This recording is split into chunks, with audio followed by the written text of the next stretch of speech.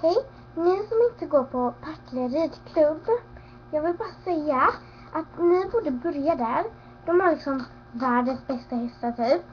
Ja. Jag ska säga ponnysarna.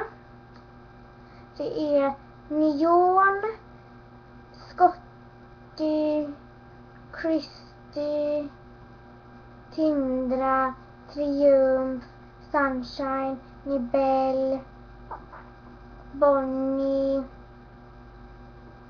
Elise. Ja, ni får se till ifall ni går där. Och säg då ifall jag har glömt någon. Och jag vill bara se det. Men ni som ska börja på ridskola, börja på Partille ridklubb. Eller ifall ni bor på Munkedal, ska ni börja på Munkedals ridklubb. Den äger fett. Fast de har så många hästar så jag kan knappt räkna dem. Fast på Partille ridklubb räknar jag bara ponnysarna. De har många hästar som är urgoda. Hej! Börja!